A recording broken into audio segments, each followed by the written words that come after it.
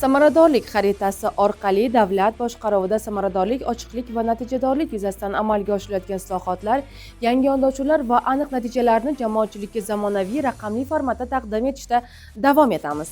Davlat xizmatiga qabul qilish tartibi takomillashtirilmoqda.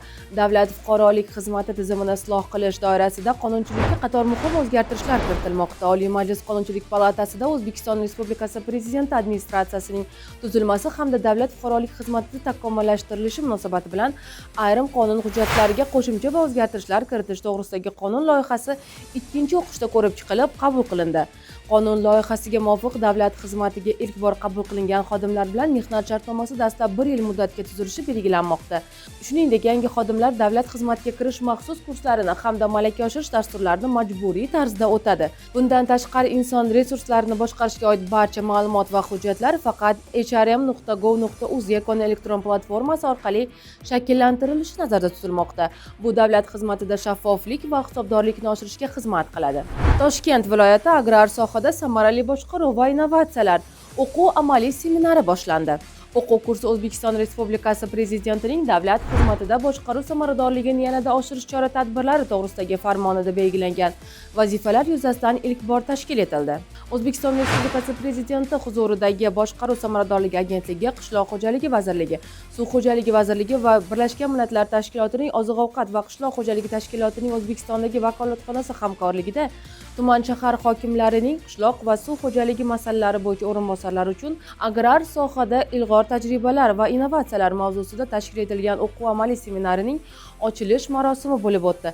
Seminar joriy yilning yanvar-fevral oylariga mo'ljallangan bo'lib, bir necha bosqichda amalga oshiriladi. Unga Fransiya, Turkiya va Xitoydan xorijiy ekspertlar, xalqaro simmet tashkiloti hamda mahalliy mutaxassislar jalb etilgan.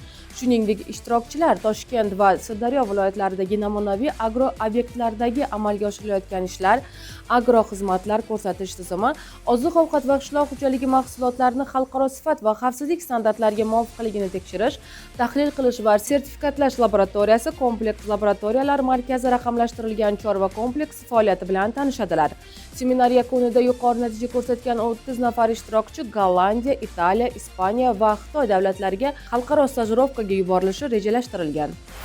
Jamoatchilik kengashining 2026-yildagi birinchi yig'ilishi bo'lib o'tdi. O'zbekiston Respublikasi Prezidenti huzuridagi Boshqaruv samaradorligi agentligi jamoatchilik kengashining 2026-yildagi birinchi yig'ilishi onlayn formatda o'tkazildi. Yig'ilishda O'zbekiston Respublikasi Prezidenti huzuridagi Boshqaruv samaradorligi agentligi direktori, jamoatchilik kengashi raisi o'rinbosari Ulug'bek Husaynov ishtirok etib, agentlikning faoliyati istiqboldagi vazifalariga to'xtaldi.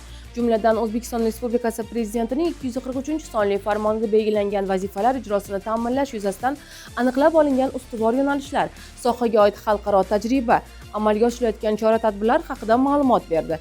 Direktor davlat boshqaruvida davlat rahbari islohotlari va tizimli o'zgarishlar, yangi O'zbekiston tamoyillari doirasida ochiqlik va jamoatchilik nazoratini kuchaytirishda jamoatchilik kengashining o'rni muhim ekanligini ta'kidlab, kengash a'zolari bilan tizimli va samarali hamkorlikni yo'lga qo'yishga tayyor ekanini bildirdi. Shuningdek, yig'ilishda agentlik departamenti mudiri G'olibjon Abdazizov tomonidan 2025-yil yakunlari bo'yicha faoliyatning tahliliy hisoboti o'qib eshittirildi. Kun tartibi doirasida 2026-yil birinchi yarmi uchun ish rejasi loyihasi ham agentlik uchun ishlab chiqilgan logotip dizayni loyihalari ko'rib chiqildi. Muhokamalar davomida jamoatchilik kengashi a'zolari O'zbekiston Respublikasi korrupsiyaga qarshi kurashish agentligi direktori Akmal Burxonov, Yuksalish umummilliy harakati raisi Boburbek Murodov, Savdo-sanoat palatasi raisining xotin-qizlar va yoshlar tadbirkorligini rivojlantirish hamda tadbirkorlik asoslariga o'quvlarni tashkil etish bo'yicha o'rinbosari Shahlo Ibragimova hamda O'zbekiston Respublikasi Prezidenti huzuridagi Strategik rivojlantirish va islohotlar agentligi xalqaro malakalar va baholash markazi direktori Husnudin Xomidov tomonidan agentlik faoliyatini yanada takomillashtirish va jamoatchilik bilan muloqotni kuchaytirishga qaratilgan qator taklif va mulohazalar bildirildi. Yig'ilish yakunida bildirilgan takliflar inobatga olinib, ularni amaliy faoliyatga joriy etish bo'yicha tegishli vazifalar belgilandi. Farg'ona viloyati sun'iy intellektga asoslangan monitoring markazi ishga tushirildi. Davlat xizmatlarini ko'rsatishda tezkorlik va ochiqlikni ta'minlash maqsadida Farg'ona shahrida yangi raqamli tizim joriy etildi.